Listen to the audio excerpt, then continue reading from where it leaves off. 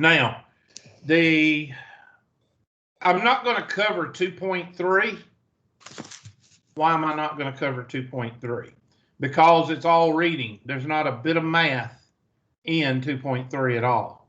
2.3 basically covers how somebody can mislead statistics. And I'm trying to find that right now, so give me a chance. Let's see. Okay, I guess I haven't pulled up y'all's class yet. I thought I did. How somebody can mislead in probability of statistics. So I'm going to go to the end of 2.2, and we're going to finish up 2.2, and I'm going to show you a little bit the gist of 2.3. I realize I do have a couple of questions sent to me, but they're sent by other classes, so I'm not going to cover them in here because that means everybody pretty much knows what's going on up to 2.2. So what slide, Mr. King? 63.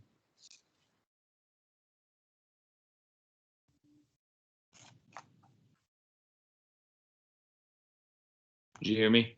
Yeah, I'm sorry. Yeah. Oh, now, sorry, it froze. This is, and I'm going to put it on slide so you can all see it.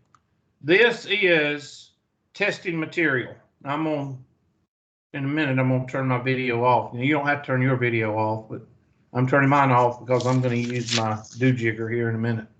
All right, so uniform distribution, that is the uniform distribution. We're going to do more of that in chapter 9, either 8 or no 7.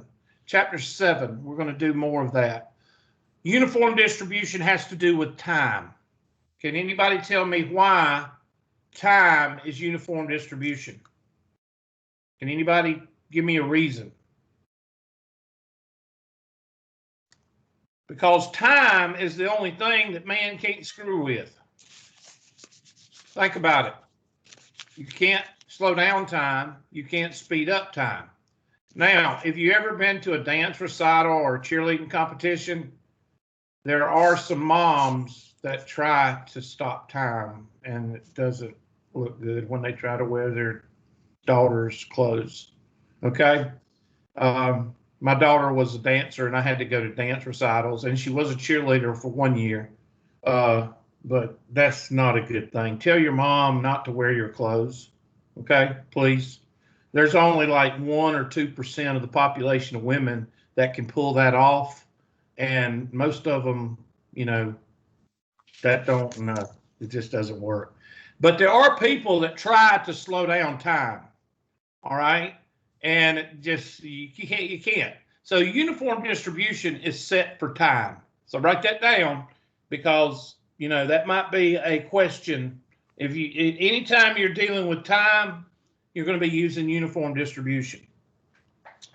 Bell-shaped, that is most common. I would say 75% of the time you're going to get a bell-shaped curve. Skewed right, it's when all your data is on the left. Write that down. All your data is on the left. Skewed left is when all your data is on the right. Yes, it's opposite. Skewed right, all your data is on the left. Skewed left, all the data is on the right. Now, how do you know where the center is? Well, that's what chapter 3 is for. That's what we're going to go into today. All right, so just bear with me. And here are the pictures of uniform distribution. I'm sorry, uniform bell, skewed right and skewed left. Now, you don't have to draw all them boxes. Just draw a general shape of the curve. This is a box because you can't, anytime you can't mess with anything, it's going to be uniform distribution. And since we have not developed a way to screw up time like we've screwed up everything else, it is a box. And that's why it's straight across the top. Bell-shaped. There's that. Just draw a curve that looks like a bell. skewed. Here's the middle. Around 35 or 40 is the middle. So this is skewed right because all your data is on the left of center. And this is skewed left because all your data is to the right of center. I'd say center is probably 65, 70 or 80, maybe 70. Skewed left is when all your data is on the right of center.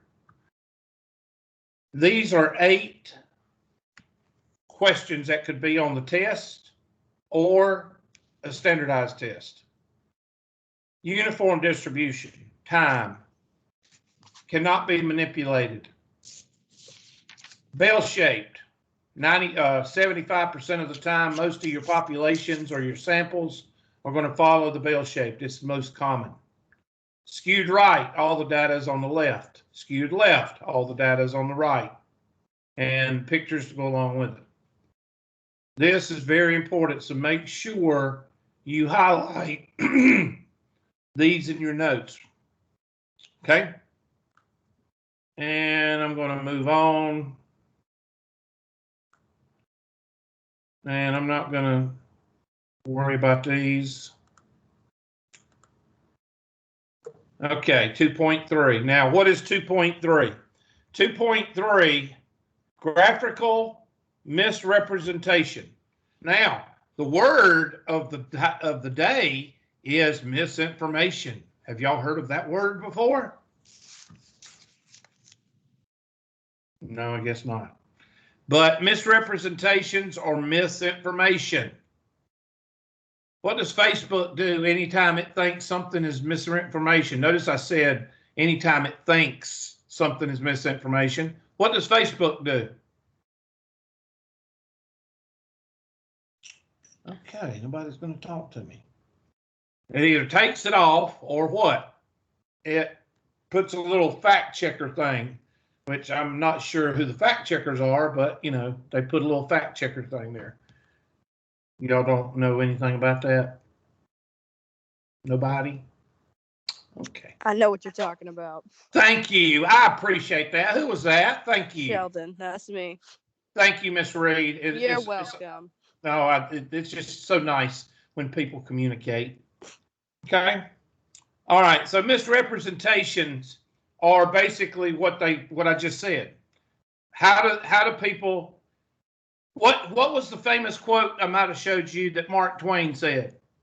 There's lies, damn lies, and statistics. There are some people that use statistics to make their way or to show a point that their point of view. Some people just accidentally do stuff. It's called a mistake, okay? But there are misrepresentations by mistake or on purpose that will confuse people. Now, how do we fight being confused? Somebody tell me how you fight being confused. Come on, people, it's not that hard. You learn. Or yes. Ask questions. Knowledge is what? Oh my God. Knowledge is blank. Is it power?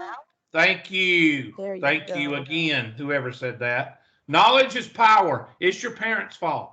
It's your parents' fault, okay? Knowledge is power.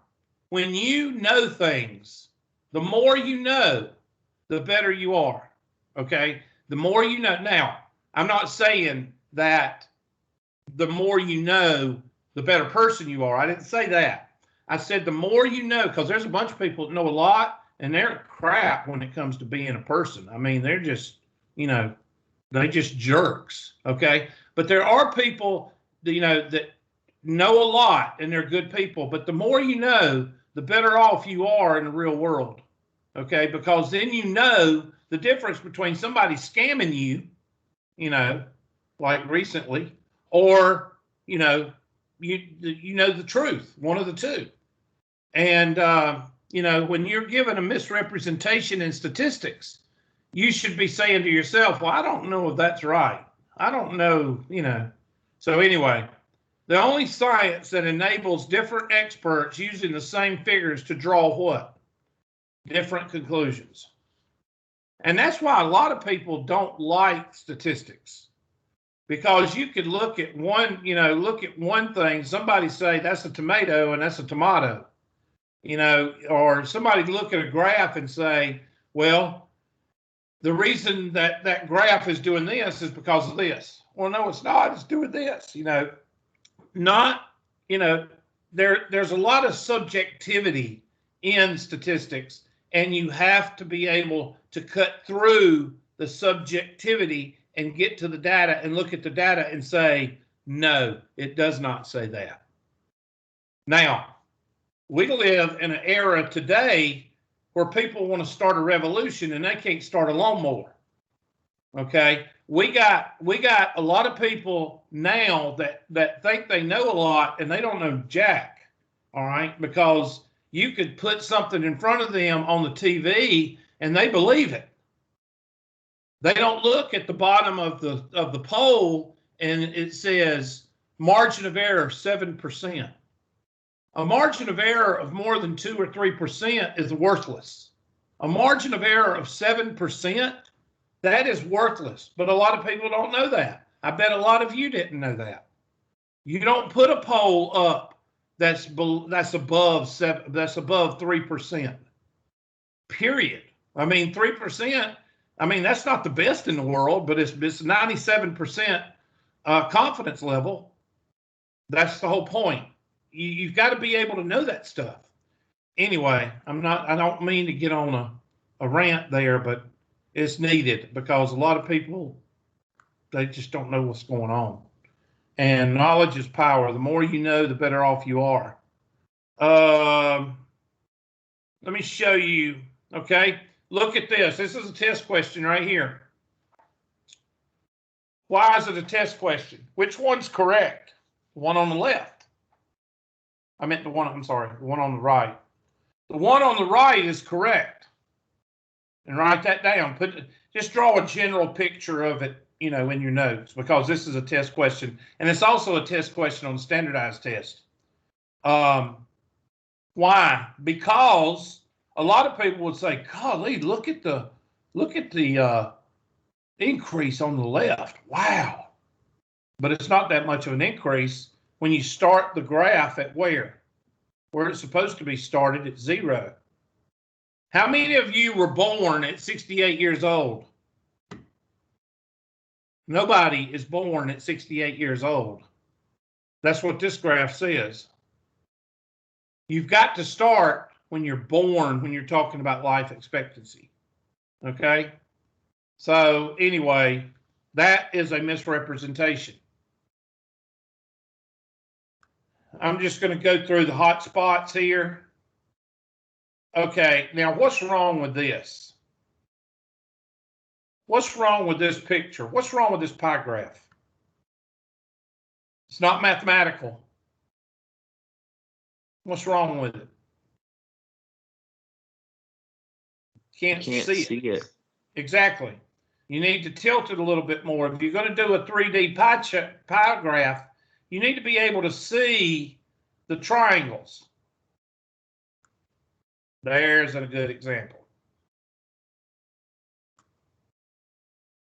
They're talking mostly, what they're talking mostly about in 2.3 is graphics. So I just want you to know that. And that's it. Now I'm going to show you a couple of test questions that will be on the test. Let me show you out of the book. Let me go to the handy dandy book. And I want you to write these page numbers down because you're going to see these again in 2.3. Maybe I shouldn't tell you what you're going to see again. Maybe I should let y'all guess. What do y'all think? Some of y'all aren't appreciative. Okay, that's okay. That's all right. I wasn't wanting any feedback there. That's okay.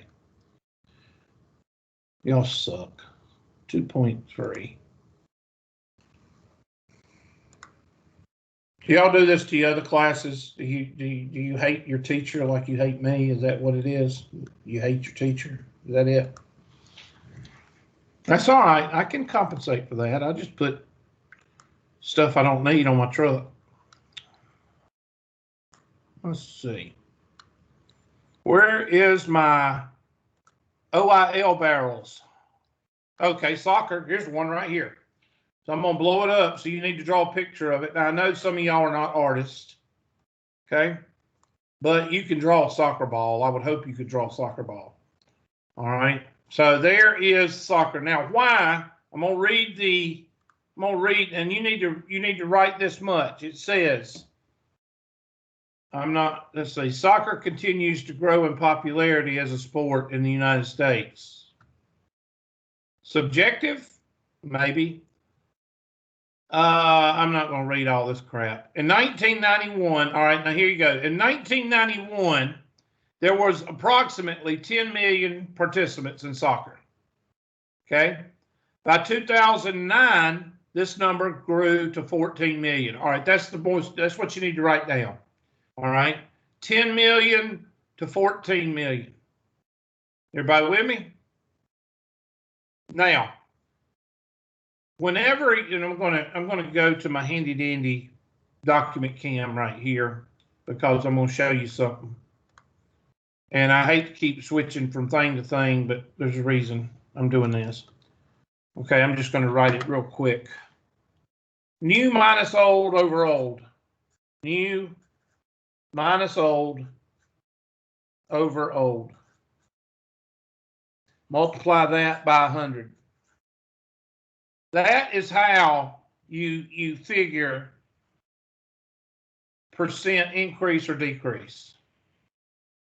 So what did it say the new was? 14 million? I can't remember. Let me go back.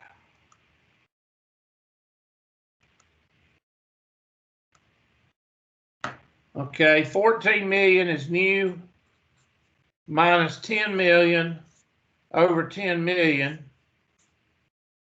And that's times 100. And you're talking about 14 minus 10 is 4. 4 over 10 is 0.4.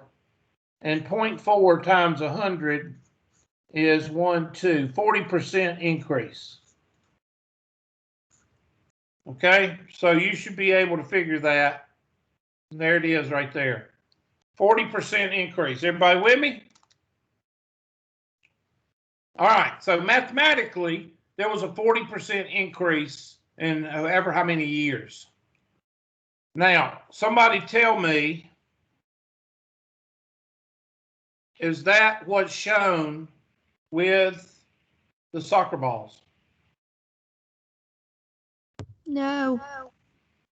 Oh my gosh, thank you for the interaction. Why is it not shown with the soccer balls? How do you know that? Are you a soccer, enthusiast, or are you a mathematician? How do you know that? The 2009 one is just like 10 times bigger than the other one. So You can actually take that little soccer ball and how many of these little soccer balls? That soccer ball is about the size of one of these black and white circles or whatever you call them. All right, shapes. So let's see, there's 1, 2, 3, 4, 5, 6, 7, 8, 9, 10. That's what you did. Whoever said that, was that Miss Reed? I don't know who that was. Okay. that was me. Okay. I got to look at your name. Okay, Miss Fry. All right, Miss Fry, did you actually mentally take that and count how many was over here? Is that what you did? I did a few of them, and I just realized that it was just way bigger than 40%. Okay, now Miss Fry is talking like every one of you should be talking. Now, I don't know how many of you said the same thing, okay? How many of you actually sat there and went, 40%? Well, that don't look like 40%. That looks like 10 times bigger. All right, that's what everybody should have been saying. Now, if you wasn't saying that, then that means that you're a failure and you suck at life. But, if you didn't say that, honestly, that's what you need to be saying. the graphic that's put in the paper or the magazine or on national TV should show what the mathematics is showing. But like I said, when you can't start a lawnmower, you'll believe anything that's put in front of you. Next, that's the test question. Make sure you understand that. The answer is, this is a misrepresentation. Where's my dadgum OIL barrels? Now, the first thing you should talk about with a pie chart, what's the first thing you should check on a pie chart? Does it add up to 1? Does it add up to 1 or 100? Depending on if they're using decimals, then it add up to 1. If they're using percentages, it add up to 100. So that's the first thing you check. I'm looking for my OIL barrels. I don't pronounce OIL or FOIL because there's always some smart aleck in the group that tells me I'm not pronouncing it correctly because I'm not using my nose. Anyway, foil. There's my OIL barrels. Another test question. In 1977, 7.5 million barrels, or whatever. Yeah, millions of barrels. In 2014, 691 million. In Daggum, Alaska, we got like 500 million gazillion barrels. But we can't use it because we don't want to kill the antelope. All right, new minus old over old multiplied by 100. Now, I need somebody to take the calculator out. I don't feel like doing it. But 691 million minus 7.5 is equal to, or 691 minus 7.5 over 7.5. And somebody do that for me and multiply by 100 and just give me a percent. That means two numbers. Give me a percent. For those that don't know what to put there, here you go. Somebody do that for me. I think it is 9,113%. Wow. I didn't know it was that big. Give it to me one more time. You don't have to tell me the thousands. Just say 9122 or whatever. What is it? 9113. Does everybody else get that? I just Yes, need sir. to confirm it. Okay.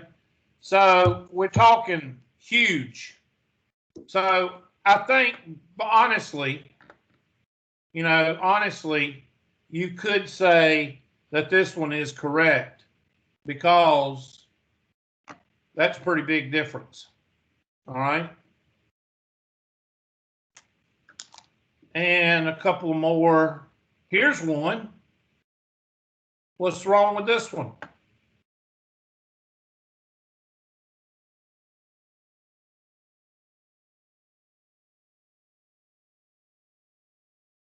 There's two things wrong with this one.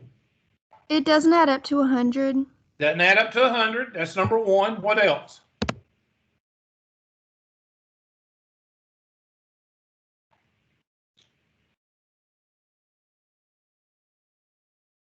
What's the assumption when you got a graph, like a graph this long? What's the assumption when you get all the way to the end? If that's what? 100%, right? What's wrong with this one? 18% goes halfway and 33% goes 75% of the way. Exactly. This is a misrepresentation 2 to 3-fold. People, okay, now listen. The people I'm talking about can't start a lawnmower, okay? Those are the people that, that don't think it's important to know more every day. They will look at this and they'll go, that's interesting. And they don't even realize they're being lied to or they're being misrepresented, or that's a misrepresentation. You got to know stuff in order to see if you're being conned or not. And what I mean by conned, I mean a misrepresentation. Knowledge is power. That's why governments like to keep their people stupid. Shut up, Hubert. Shut up. Shut up. Next. I think that's pretty much it. I've shown you at least 4 examples, 4 test questions. That's 2.3. All right, now 2.3 is reading. So make sure you can read all of 2.3 because I'm not going to spend any more time on 2.3. There's another example of a circle graph. Make sure it equals 100. And that's it, pretty much. All right. So now I'm going to go to, I think it's 3.1 through 3.3. I'm going to pull it up right quick because I'm trying to get there. There we go. Because I think I know what 3.1 through 3.3 is, but I'm going to make sure. And it's pulling up right now. Well, it's supposed to be pulling up. And it's slowly pulling up, I think. There it is.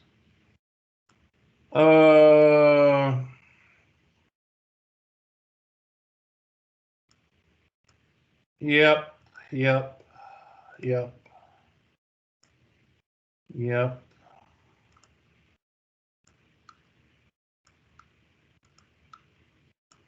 Good gosh, go around the world.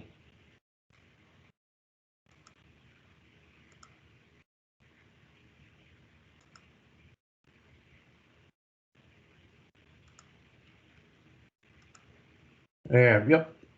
That's what I was looking for. Let me see what 3.3 is.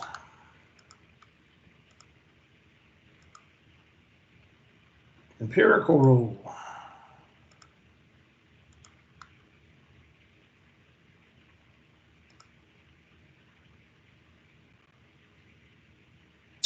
I don't think we're going to cover 3.3. Somebody needs to look in your outline and see if we skip 3.3. I think we do.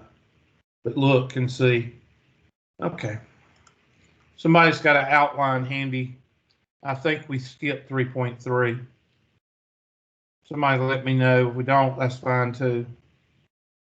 We do. I thought so. We do. All right. So let's go to the handy dandy Excel spreadsheet.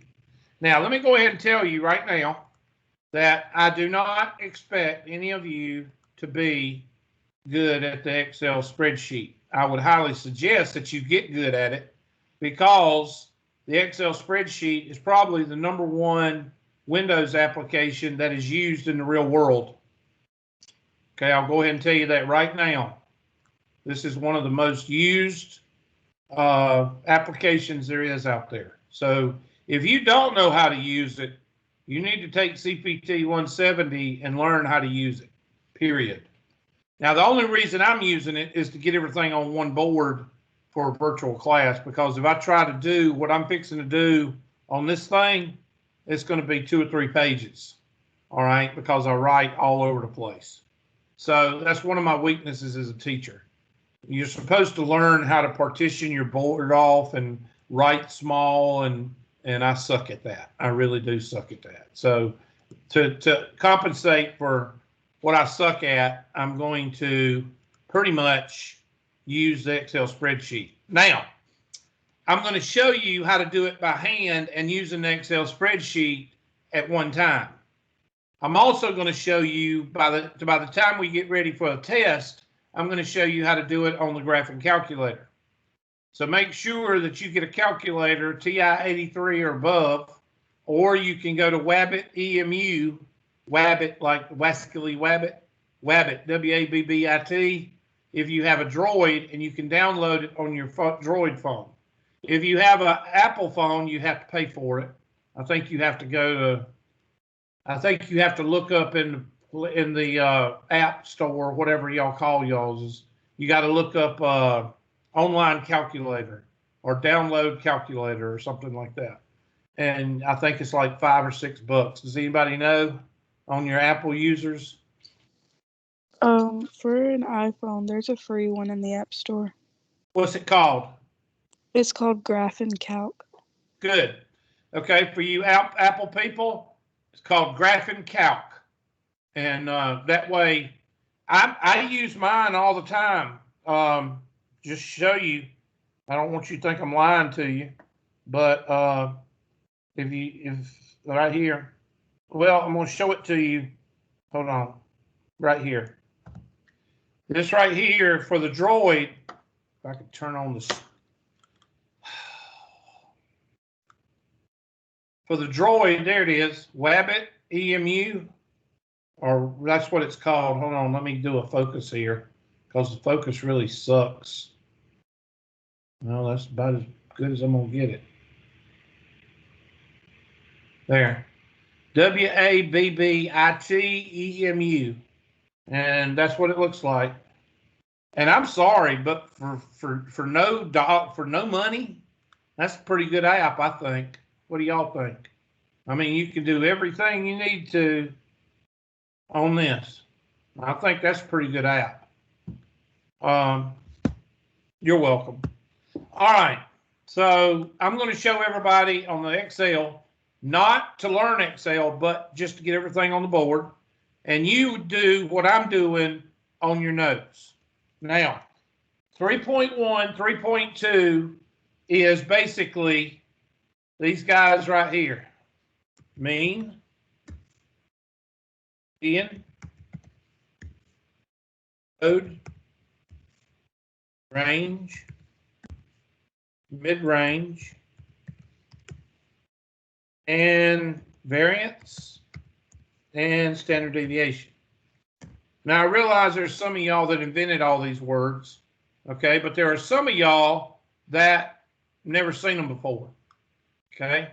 And some of y'all that can twirl a calculator around on your finger like a basketball, you can find them on your calculator, but that's not what I want, because I can teach a 5-year-old how to use a calculator. I want you to be able to go through, and I want you to be able to tell me what these numbers mean and how another number would affect those numbers. I'll show you what I mean in just a second. So let's go with n is equal to an odd number first. Let's go with 13. And we're going to use ages, and those ages are going to be called x. So 17, 17, 17, 18, 19, 20, 20, 21, 21, 23, 25. 1, 2, 3, 4, 5, 6, 7, 11, 25, and 26. 1, 2, 3, 4, 5, 6, 7, 8, 9, 10, 11, 12, 13. All right, so now what I'm going to do now is I'm going to slide this over. And I'm going to get rid of a couple of these. And I'm going to slide this over again. Oops, I don't want to do that. There we go. So what is the mean? The mean is called the mean. It's called X bar. Sample is called mu for the population. And a lot of people just call it the what? The average. Average. How about the average? That's the way you spell it. Okay, now I'm going to call mine X bar. Now I could insert a symbol, but that takes too long, so I'm just going to call it X bar. X with a bar on top of it. And all of these are equal to the summation of X divided by what? And not the summation of Z. Oh, me, my typing skills suck this morning. Must be the Irish coffee I'm drinking. Summation of x divided by what? N. Thank you.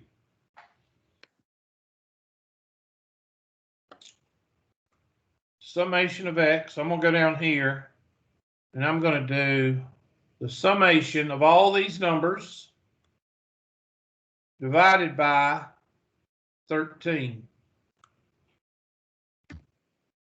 And I want you to do that right now with your calculator. That means add all those numbers up and divide by 13. Go ahead and do that. Want everybody, even if, and let me tell you a story. I've got two people in my night 120, and they are struggling big time because they've never done some of the things that we're doing in this list right here.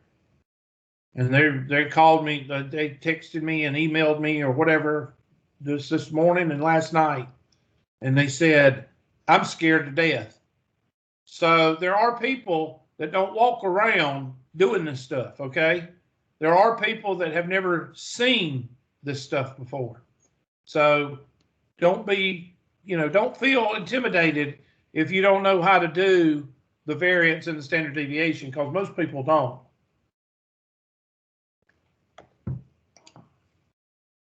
Okay?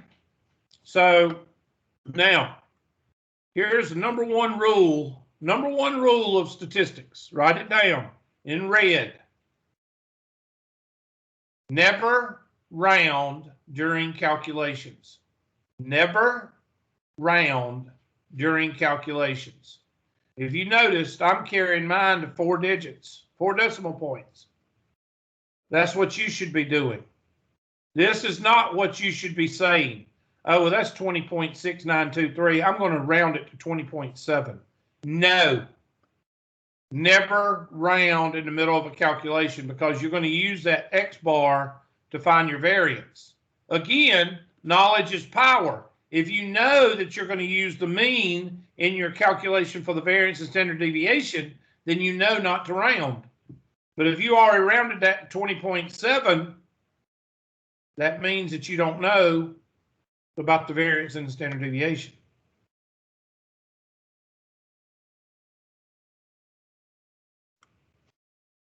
Okay, the median. Now, let's do some word association. And do not pull out a piano. Remember Plankton being the psychiatrist and helping SpongeBob? And where'd you get that piano? Don't pull out a piano. Word association here. Actually, some of y'all remember that episode. You just don't want to say you remember that episode. That's one of my favorite episodes, when Plankton gets beaten with a piano twice. Okay, median. If I say median, what's the first thing you think of? Median. What's the first thing that pops in your mind? Middle. Middle of the road. That concrete thing that you run over when you turning in at a red light, and you cut too short and you hit it with the back tire. It's called a median. Median means middle. Median is the calculated middle using middle numbers.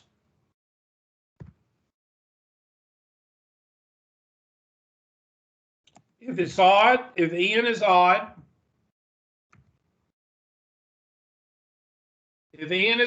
you just pick the middle number. I ain't got enough room. Just write it down. If n is odd, you pick the middle number. If n is even, you got to average the two middle numbers. Write that down. If n is even, you got to average the two middle numbers.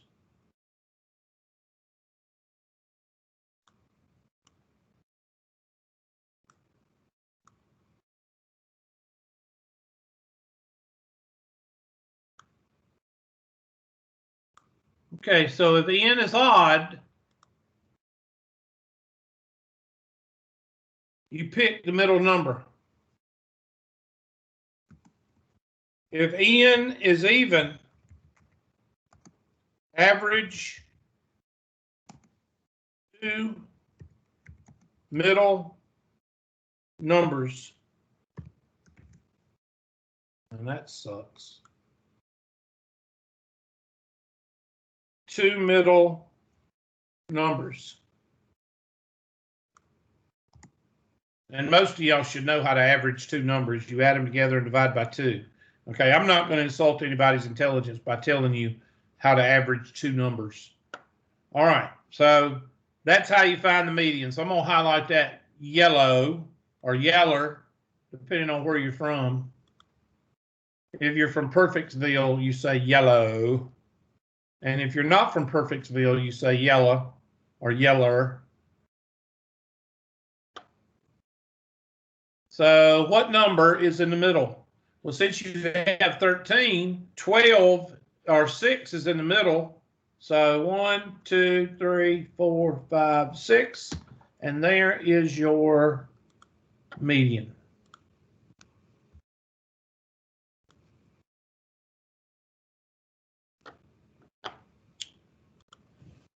Mode equals most. The number that shows up the most. You can have a monomodal, you can have a bimodal, you can have a trimodal. And what comes after tri? Polymodal. Is the mode important? I have yet to see the importance of the mode. And I've been teaching for a long time. I don't know really what's its purpose, only that it's the number that shows up the most. So what number shows up the most? That means I want y'all to interact with me. That's called a Q. Q-U-E. Okay, it's called a Q. Teacher does to students. Thank you. Thank you, Mr. King. It engages the class. You know, engage means communication, interaction. Yeah. Range. Highest minus the what? Lowest. Thank you. 26 minus 17. Okay, hold on. I screwed that up. Damn Russians.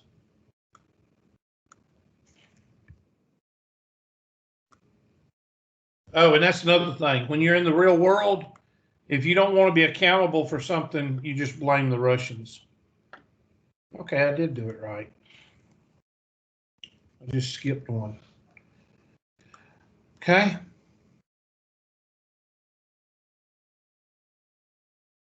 Somebody tell me what the mid-range is. The mid-range is just like the midpoint. It's just like the mid-range, midpoint. It's just like averaging 2 numbers. And what you're doing is you're finding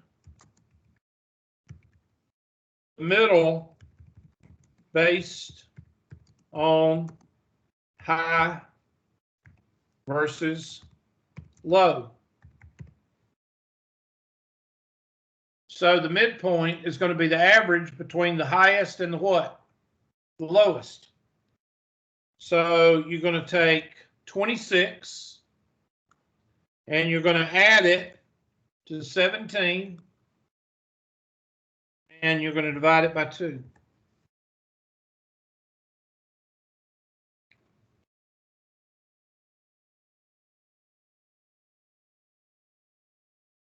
Variance. See formula and learn to read it. Okay, now I know formula. Find that there formula. I tell you, some of y'all weaned on a pickle. I got a couple of smiles there, but some of y'all just weaned on a pickle. All right. What's the formula, Hubert? Well, this is where we start getting into stuff that people are not familiar with, because formula, people give y'all formulas in K through 12. No, they just tell you how to use a calculator because they don't want to have to teach it to you. All right. Here is the formula for the variance. And I want you to learn to read it, because if you ask me, where did that come from, or what did you do, I'm going to say, read the formula. And you're going to get mad at me and call me names because I'm making you actually read something. X minus X bar over N minus 1. That is the formula for the variance. Now, does everybody remember, please excuse dear Aunt Sally? Okay, what comes first?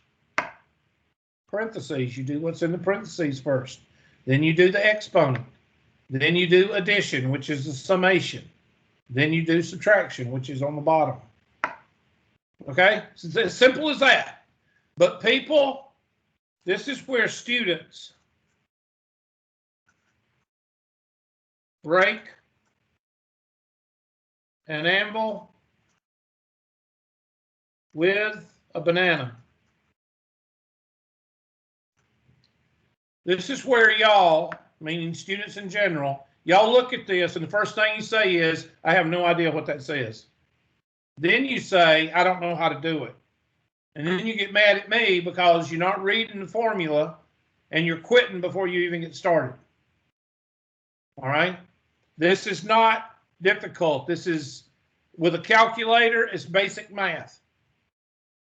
With an Excel spreadsheet, it's even easier.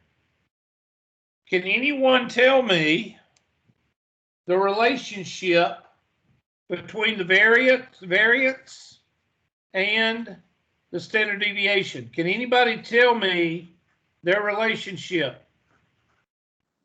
This variance is the standard deviation squared. Yes, and what is the standard deviation? The square root of Good job. the Now, variance. I assume you had probability in high school, didn't you? Or did you just know that from divine, you know? Yes, sir. I had it in high school. Okay, good. And I'm glad they cover that because a lot of people don't know that. And here you go. If you take the variance and you square it, that will give you the standard deviation. Now I know that S is the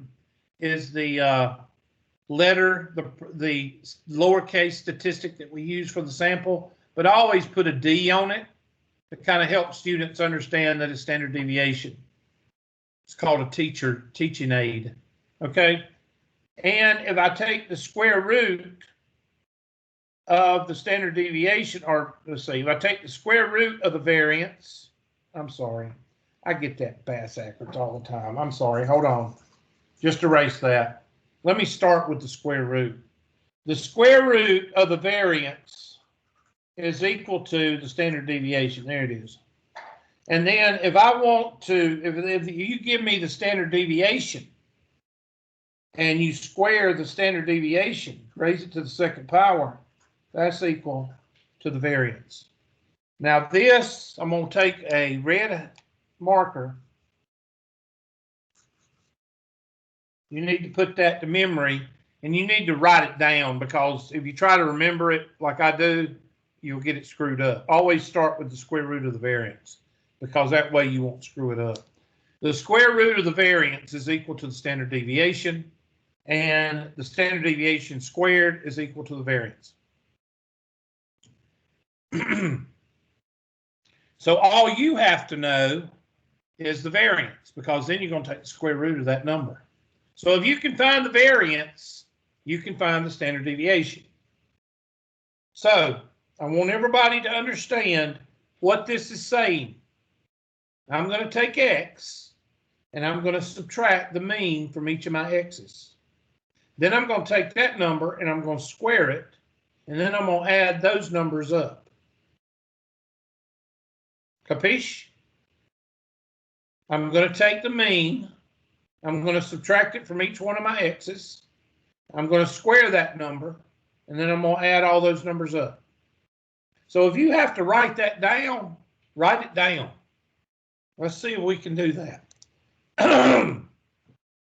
Take X bar away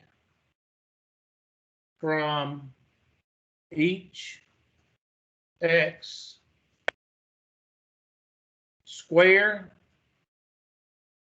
that number and add the numbers up. Now, I can't do anything to make that simpler. So here we go. I got to hurry. Oh, crap. Class is over. Okay. I didn't get as far as I wanted to, but we're at the variance. So I need somebody to write down variance because that's where we're at. And we'll start from there Thursday. Now, right now, okay, this is where okay, procrastinators, you need to listen up because, you know, we're getting toward chapter 3. Right now, everybody should have 1.1 through 1.4 done. Now, I haven't received any questions except for those that we went over. So that means that Hubert believes that all of you what? Know that material. And 2.1 through 2.2, you should have that done.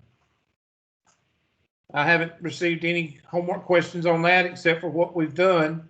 And tonight, you need to be reading 2.3, and you need to be reading 1.1, I'm sorry, 3.1 and 3.2. You should be reading those and working on the homework. So these should be done. So there's already students way behind because I've went through and looked at your grade book or my grade book. There's people that haven't even done 1.1. I don't know what the hell they're waiting on. They're waiting on me to give them a date is what they're waiting on. And I'm not going to give you a date. So you go ahead and do what you want to, but that's where everybody should be. Everybody should be done with this. And you should be doing this right now tonight between now and Wednesday, Thursday. Any questions? All right. I'm glad y'all got a chance to see me today, and I hope everybody has a good day. See y'all. Have a great day too. Thank you. I will. I'll try to make a good day every day. See y'all. I'm leaving because I got to get ready for the next class. Since I'm late, bye. Bye. Bye.